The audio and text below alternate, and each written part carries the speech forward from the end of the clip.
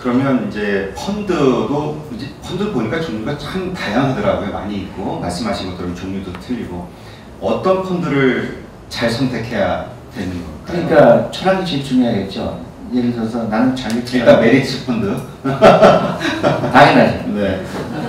그 철학이 중요하죠. 네. 그러니까 6개월 동안 성적이 좋았다 나쁘다 그런 건 전혀 중요하지 않고요.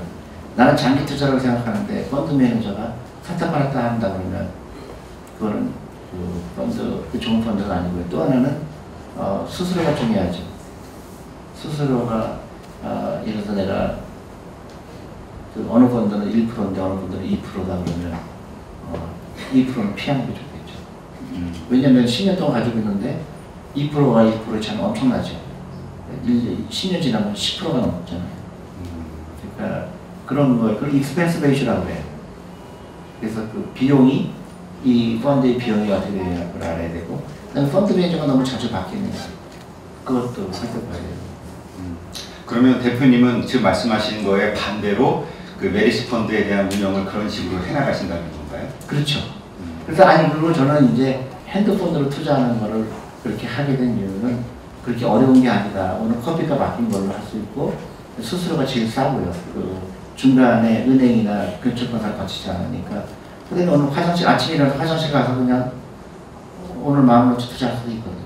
굉장히 즐거운 거거든요. 그다음에 우리 아이들이, 저는 아이들이 절대로 중요하다고 생각합니다. 한 살, 또 유태인 13살부터 시작하는데 한국은 제가 한국에서 캠핑 하는 게 한 살 때부터 하죠. 그래서 저희가 산후조리원에 찾아가거든요. 근데 현재까지 100% 거절당했어요. 근데 끝까지 저희가 출하하려고 그러는데요. 한 군데서 연락이 왔어요. 우리 아이들 주식가지고 들고 싶다고. 저는 그게 대한민국을 살린다고 봅니다. 한 살 때부터 투자하는 애가 유리하겠어요? 아니면 13살부터? 워런 버핏은 11살부터 투자했죠. 그래서 우리 대한민국이 바뀌는 거는 한 살 때부터 아이들한테 뭐를 만들어줘야 된다? 자본주의자를 만들어야 된다. 그리고 자본의 중요성을 알리하고 돈을 위해서 일하지 말고 돈이 너를 위해서 일하는 걸 가르쳐라. 월급쟁이들은 돈을 위해서 일하는 사람들이죠. 절대로 부자가 안 되죠. 근데 월급쟁이도 자본가가 되는 유일한 길이 있죠. 뭐죠? 주식을 사는 겁니다. 되게 간단해요. 그래서 돈이 일해야 한다. 누군가 워런 버핏이 그런 얘기 했습니다. 누가 여러분의 노후를 위해서 일을 하지 않는다면 당신은 평생 은퇴를 못할 것이다. 그랬어요. 정확하죠? 그래서 많은 사람들이 대기업에서 일하다가 중간에 나와서 택시 운전사 하잖아요. 은퇴를 못한 거죠. 그동안 자본이 일하게 하는 거를 한 번도 가르쳐 준 적이 없는 거예요. 우리 자녀들한테도 여러분들, 야, 돈 일하게 해. 그러면 애가 알아들어요? 엄마 무슨 얘기하고 있는 거야, 지금? 우리 애들 알아들어요. 아빠가 저 얘기하는구나, 돈. 그래서 우리 둘째 같은 경우는 옷도 안 사요.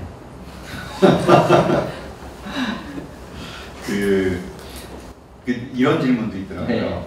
지금 그 말씀 하시니까 떠오르는 게, 그런 식으로 우리가 소비를 하지 않으면 기업이 어려워지고 다시 경제가 어려워지는 거 아니냐. 소비를 해야 이게 시스템이 돌아가는 거 아니냐. 이런 얘기하는 사람도 있던데요. 그건 이제 가난한 사람들이 하는 얘기죠. 네. 네, 그런 부자들 다 하라고 해요. 아. 그런 여러분들이 소비한다고 해서 나라 경제가 좋아질 것 같아요. 여러분들이 백화점에 가서 몇십만 원짜리 산다고 해서 경제가 좋아질까요? 절대로 그렇지 않죠. 남대무장에서 예를 들어서 백화점 가면 30만 원 갖고 남대무장 가면 2만 원은 사는데 많은 사람들이 백화점 사잖아요. 그게 그 현명함의 차이죠. 그리고 절대적으로 가난하게 보여야 돼요. 사람들이 아주 어렵구나 이렇게 늦게 얘기해야 돼요. 그러면 거기에 대한 비용이 안 들어가요. 그러면 저녁 먹을 때 너 요새 어렵지? 점수 사줍니다. 돈이 많아 척하면 그 사람이 돈 다 내줄 줄 알아요. 그리고 또 꼬십니다. 야, 백이 나왔는데 지금 1,500만 원짜리 백인데 1,000만 원 해준대. 소비하게 만든대. 너 부자잖아. 그리고 그거에 속으면 안 되죠. 중국 사람들은 가난한 척해요. 제가 좋은 예가 있어요.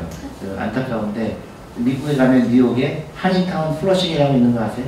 플러싱이라는 그 타운이 있어요. 그 굉장히 안 좋은 동네였어요.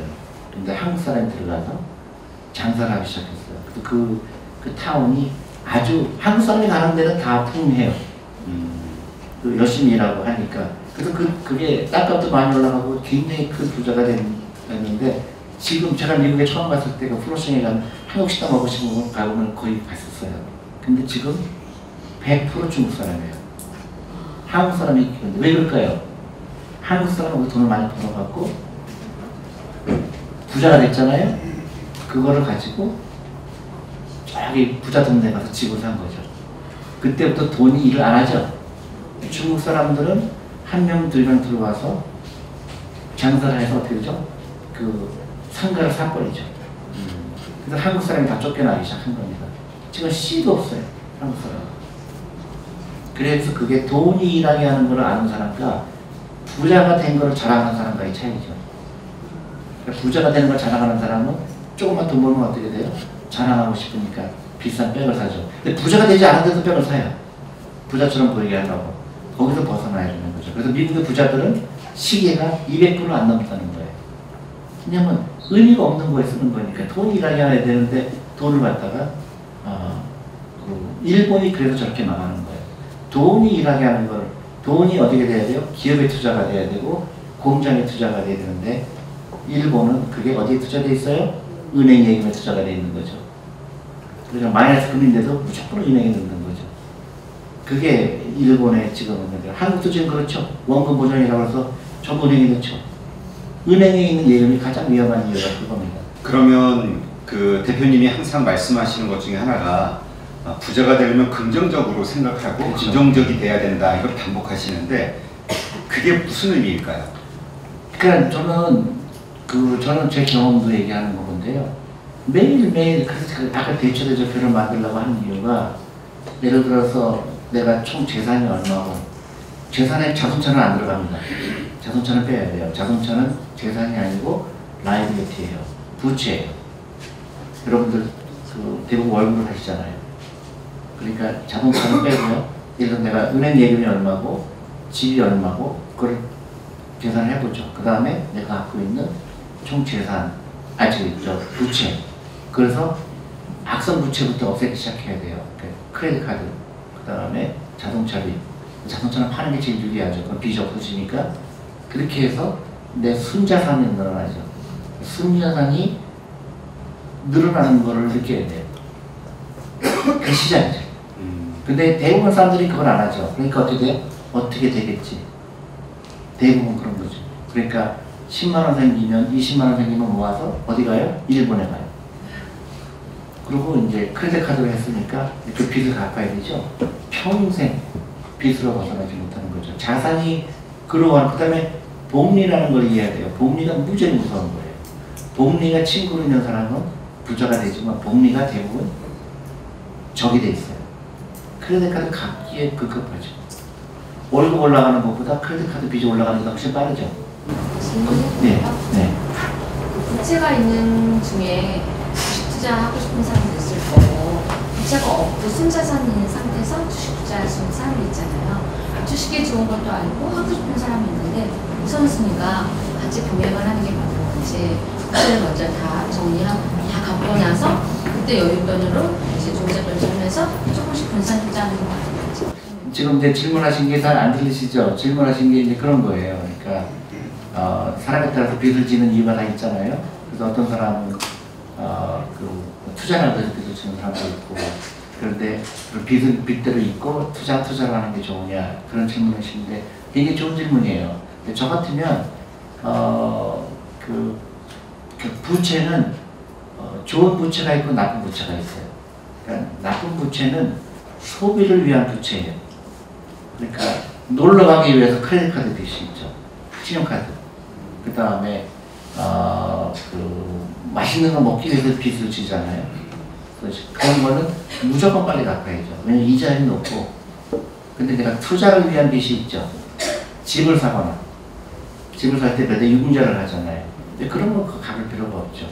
왜냐하면 그거는 내 자산이 그러면서 같이 자라는 거예요. 그래서 그런 나쁜 빚부터 먼저 갚고 그 다음에 투자를 하는 게 좋을 것 같아요. 일단 빚이 나쁜 악성 빚은 무조건 없어야죠. 그래서 제일 중요한 거는 라이프 스타일의 결국은. 그래서 크레딧 카드는 어떻게 해야 돼요? 찢어버려야 되죠. 나를 가난하게 만드는 가장 원흉이죠. 그 다음에 한국에서 가장 그런 게 백화점 어디 가서 얼마 이상 쓰면은 뭐 VIP 카드 절대 속으면 안 되죠. 커피 10번 먹으면 2잔 준다 그러니까 먹기 싫은 커피도 10잔 마시는 사람도 있잖아요. 그게 그런 거에 속으면 안 돼요. 그러니까 소비는 정말로 줄여야 되고 투자를 해야 되고 그리고 남된 시장 가서 사는 거예요. 그게 필요하죠. 대부분 우리 직원들도 그러는데 백화점 가서 쇼핑하는 거 보고는 이해가 안 가요. 갑자기 조용해지는데. 근데 이제 그게 혼자서 이렇게 마음 먹고 이렇게 사는 건 괜찮은데 이 배우자가 생각이 다를 때는 참 설득하기가 어렵잖아요. 이럴 경우 대표님 같은 경우는 사모님이 저한테 내려오세요.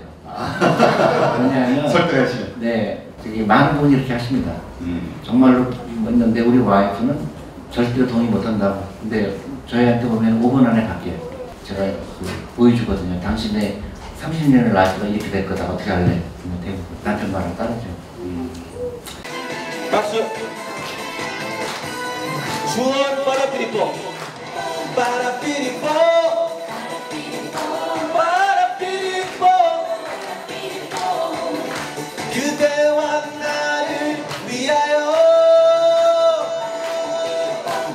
말도 많고 탈도 많은 인생사 내 맘 같지 않은 세상사 속절없이 빙글빙글 도는 세상 시간은 돌아간다 사장님께 부장님께 깨진 사랑 사랑에 목숨 걸다 오는 사람 지치고 힘들구나 세상아 이럴 때 훌떡 한 잔 빠라피리뽀 빠라피리뽀 빠라피리뽀 그까짓 거 인생 뭐 있어 빠라피리뽀 빠라피리뽀 그대와 나를 위하여 빠라피리뽀 신나죠? 한잔 빠라피리뽀 네. 인생 뭐 있냐 술 한잔 먹고 털자 이 얘기입니다. 많이 드시면 안 되고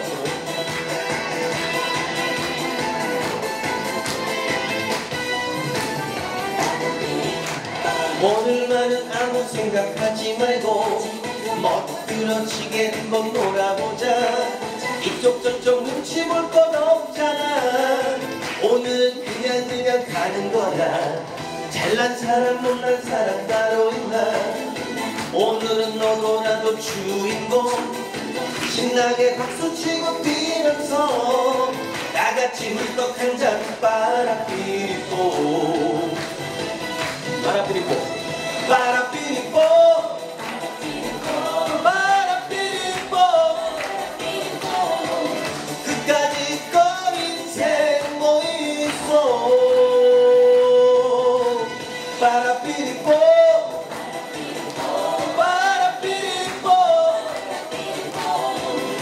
그대와 나를 위하여 그대와 나를 위하여